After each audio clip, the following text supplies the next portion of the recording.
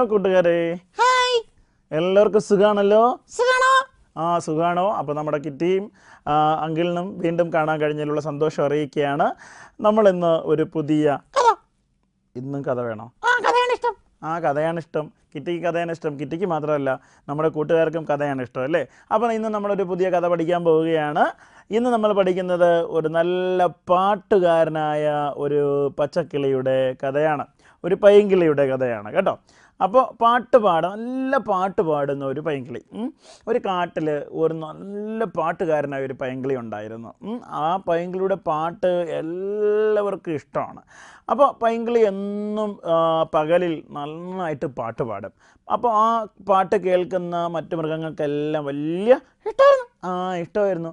പിന്നെ സന്തോഷമായിരുന്നു. അപ്പോൾ അങ്ങനെ പാട്ട് കേൾക്കുന്നത് ഇഷ്ടമാണ്, സന്തോഷമാണ്. അങ്ങനെ പൈങ്കിളി എന്നും പാട്ട് പാടും. ഒരിക്കലൊരു വേടൻ ഈ പൈങ്കിളിയുടെ പാട്ട് കേൾക്കാനിടയായി. അപ്പോൾ ആ വേടൻ ഇങ്ങനെ ശ്രദ്ധിച്ച് കേട്ട് നന്നായിട്ട് പാടുന്നുണ്ട് ഈ പൈങ്കിളി. അപ്പോൾ ഈ പൈങ്കിളിയെ പിടിച്ചു പിന്നെ കൂട്ടിലാക്കി വിറ്റാൽ നല്ല പണം കിട്ടും, നല്ല പൈസ കിട്ടും. അപ്പോൾ അങ്ങനെ തീരുമാനിച്ചു. അപ്പോൾ ഈ വേടൻ എന്ത് ചെയ്യുന്നറിയാമോ? അതിനു വേണ്ടി ഒരു വല വിരിച്ചു. അപ്പോൾ കുറേ നാളത്തെ കാത്തിരിപ്പിന് ശേഷം ഈ പൈങ്കിളി ആ വേടൻ്റെ വലയിൽ വീണു. അപ്പോൾ പൈങ്കിളിയെ പിടിച്ചൊരു കൂട്ടിലാക്കി കൊണ്ടുപോയി വേറൊരാൾക്ക് വിറ്റു, ഒരു പണക്കാരന്. പണക്കാരൻ എന്ത് ചെയ്യുന്നറിയാമോ? ഈ പൈങ്കിളിക്ക് സ്വർണ്ണക്കൂടൊക്കെ ഉണ്ടാക്കി. സ്വർണ്ണക്കൂടൊക്കെ ഉണ്ടാക്കി എന്നും പാലും പഴവും ഒക്കെ പിന്നെ എന്ത് ചെയ്യുമായിരുന്നു? പൈങ്കിളിക്ക് കൊടുക്കുമായിരുന്നു. അങ്ങനെ പാലും പഴമൊക്കെ കൊടുത്തു. പക്ഷേ സ്വർണ്ണക്കൂട് കിട്ടിയിട്ടും പാലും പഴവും ഒക്കെ എന്നും നന്നായി ലഭിച്ചിട്ടും ഈ പൈങ്കിളിക്ക് ഒരു സന്തോഷമില്ല. കാരണം എന്താ? കൂട്ടിനകത്താണ് അല്ലേ? ബന്ധനം കാഞ്ചന കൂട്ടിലാണെങ്കിലും ബന്ധനം തന്നെ പാരിൽ എന്നാണ് നമ്മൾ പഠിക്കുന്നത് അല്ലേ? അത് നമുക്കറിയാം. അപ്പോൾ ഒരുപാട് ഇങ്ങനെ പറന്ന് നടന്ന് സന്തോഷമായിട്ട് നടന്ന പൈങ്കിളിയെ പിടിച്ച് കൂട്ടിലടച്ചിട്ട് പാലും പഴവും കൊടുത്ത് വല്ല കാര്യമുണ്ടോ? ഇല്ല. അപ്പോൾ പുള്ളിക്കാരന് ഭയങ്കര സങ്കടമായി. അതുകൊണ്ട് അദ്ദേഹം ഇങ്ങനെ തീരുമാനിച്ചു, ഞാൻ പാട്ട് പാടിയത് കൊണ്ടാണ്, ഈ പാട്ട് കേൾക്കാൻ ഈ വേടനും ഒക്കെ കേൾക്കാൻ ഇടയായത് കൊണ്ടാണ് ഞാനിപ്പോൾ കൂട്ടിലായത്. അതുകൊണ്ട് ഞാൻ ഇന്നൊരു തീരുമാനമെടുക്കാൻ പോവുകയാണ്. തീരുമാനം പറയാം. പൈങ്കിളി ഇങ്ങനെ തീരുമാനിച്ചു, ഇനി ഞാൻ രാത്രിയേ പാടുള്ളൂ, പകൽ പാടില്ല. അപ്പോൾ എല്ലാവരും കിടന്ന് ഉറങ്ങുമല്ലോ രാത്രിയാകുമ്പോൾ. പകലല്ലേ എല്ലാവരും ആൾക്കാർ ഉണർന്നിരിക്കുന്നത്. അപ്പോൾ പൈങ്കിളി തീരുമാനിച്ചു, ഇനി ഞാൻ രാത്രിയേ പാടുകയുള്ളൂ, പകൽ പാടില്ല. അങ്ങനെ എല്ലാവരും ഉറങ്ങിക്കഴിയുമ്പോൾ ഈ പൈങ്കിളി എന്ത് ചെയ്യുന്നറിയാമോ? പാട്ട് പാടാൻ തുടങ്ങും. പാട്ട് പാടും, സ്വന്തമായിട്ട് പാട്ട് പാടി ആസ്വദിക്കും. അപ്പം മറ്റാരും കേൾക്കുന്നില്ല. അപ്പോൾ ഈ വാങ്ങിയ മനുഷ്യന് പൈങ്കിളിയുടെ പാട്ട് കേൾക്കാൻ പറ്റുന്നില്ല, പിന്നെ അവിടെയുള്ള ആൾക്കാർക്കൊന്നും കേൾക്കാൻ പറ്റുന്നില്ല. അങ്ങനെ അദ്ദേഹം ഇങ്ങനെ സങ്കടത്തോടെ ഇരുന്നു. പക്ഷെ രാത്രി എല്ലാം ഈ പൈങ്കിളി പാട്ട് പാടുന്നുണ്ട്.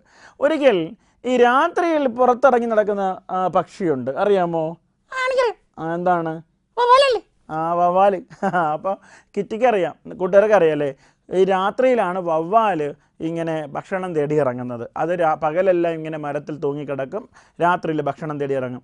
അങ്ങനെ രാത്രിയിൽ ഭക്ഷണം തേടി ഇറങ്ങിയ ഒരു വവ്വാല് ഈ പാട്ട് കേട്ടു. നല്ല പാട്ടാണല്ലോ. പൈങ്കിളിയുടെ അടുക്കിലേക്ക് വന്നിട്ട് പറഞ്ഞു, നീ നന്നായി പാടുന്നുണ്ട്, നിൻ്റെ പാട്ട് വളരെ മനോഹരമായിരിക്കുന്നുണ്ട്. പക്ഷേ നീ രാത്രി പാടിയതുകൊണ്ട് എന്ത് പ്രയോജനം? നീ പകൽ പാടിയാലല്ലേ നിനക്ക് പാലും പഴവും തരുന്ന പിന്നെ യജമാനൻ കേൾക്കുകയുള്ളൂ, അവർക്ക് സന്തോഷമാവുകയുള്ളൂ. പിന്നെ ഇവിടെയുള്ള ആൾക്കാരെല്ലാം നിൻ്റെ പാട്ട് കേൾക്കും, അവർക്കെല്ലാം സന്തോഷമാവും. നീ രാത്രി പാടിയതുകൊണ്ട് എന്ത് പ്രയോജനം എന്ന് ചോദിച്ചു. അപ്പോൾ ഈ പൈങ്കിളി പറഞ്ഞു, ഞാൻ രാത്രി പാടാൻ ഒരു കാരണമുണ്ട്. പിന്നെ വവ്വാൽ എന്ത് ചെയ്തു?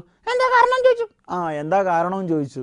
അപ്പോൾ പൈങ്കിളി പറഞ്ഞു, ഞാൻ പകൽ പാടിയത് കൊണ്ടാണ് എന്നെ പിടിച്ച് കൂട്ടിലാക്കിയത്, അതുകൊണ്ട് ഞാൻ ഇനി തീരുമാനമെടുത്ത് രാത്രിയെ പാടുകയുള്ളൂ. അപ്പോൾ ഈ വവ്വാൽ ഒരു കാര്യം പറഞ്ഞു. എന്തെന്നറിയാമോ? പിന്നെ ആർക്കറിയാം? അങ്കിളിനറിയാം. അപ്പോൾ അങ്കിൾ പറഞ്ഞു തരാം. അപ്പോൾ ഈ വവ്വാൽ പറഞ്ഞു, നീ ഇപ്പോൾ കൂട്ടിലാണ്, പകൽ പാടിയത് കേട്ടതുകൊണ്ട് നീ ഇപ്പോൾ കൂട്ടിലാണ്.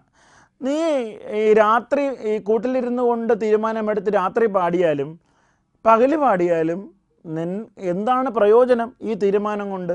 നീ രാത്രി പാടിയാലും നിന്നെ അവരാരും തുറന്നു വിടാൻ പോകുന്നില്ല, നീ പകൽ പാടിയാലും നിന്നെ ആരും തുറന്നു വിടാൻ പോകുന്നില്ല. എന്തായാലും നീ കൂട്ടിലായി. പക്ഷേ നിനക്ക് പകൽ പാടിക്കൂടെ? ഇപ്പം നീ തീരുമാനമെടുത്തിട്ട് എന്ത് പ്രയോജനം എന്ന് ഈ വവ്വാല് ചോദിച്ചു. ശരിയാണ്, ഇനി തീരുമാനമെടുത്തിട്ട് എന്ത് കാര്യം അല്ലേ? അകപ്പെട്ടു പോയില്ലേ? പ്രിയപ്പെട്ടവരെ, ഇതാണ് കഥ. ഈ കഥയിൽ നിന്ന് നമ്മളെ പഠിപ്പിക്കുന്ന ഒരു കാര്യമുണ്ട്. എന്താണെന്നറിയാമോ? നമ്മൾ അപകടങ്ങളിൽ ചെന്ന് വീണതിന് ശേഷം തീരുമാനമെടുത്തിട്ടൊരു എന്തെങ്കിലും പ്രയോജനമുണ്ടോ? ഇല്ല. നമ്മളെന്ത് ചെയ്യണം? അപകടങ്ങൾ വരാതിരിക്കുവാൻ തക്കവണ്ണമുള്ള തീരുമാനങ്ങൾ നമുക്കുണ്ടാകണം, അല്ലേ? പരീക്ഷയ്ക്ക് തോറ്റുപോയിട്ട് എന്തെങ്കിലും പ്രയോജനമുണ്ടോ? ഇല്ല. പിന്നെ ഇരുന്ന് ആലോചിച്ചിട്ട് വിഷമിച്ചിട്ട് എന്തെങ്കിലും പ്രയോജനമുണ്ടോ? ഇല്ല. അപ്പോൾ പരീക്ഷയ്ക്ക് തോൽക്കാതിരിക്കാനുള്ള തീരുമാനം നേരത്തെ ഉണ്ടാകണം. നന്നായിട്ട് പഠിക്കണം എന്നുള്ളതാണ്, അല്ലേ? ബൈബിളിലൊരു വചനമുണ്ട്, ഇത് ദുഷ്കാലമാകയാൽ സമയം തക്കത്തിൽ ഉപയോഗിച്ചു കൊള്ളുവിൻ. പിന്നെ ചോദ്യം അതാണ്, ഈ വാക്യം ഏത് പുസ്തകത്തിൽ, എത്രാം അധ്യായത്തിൽ, എത്രാമത്തെ വാക്യം? അപ്പോൾ കണ്ടുപിടിക്കുക.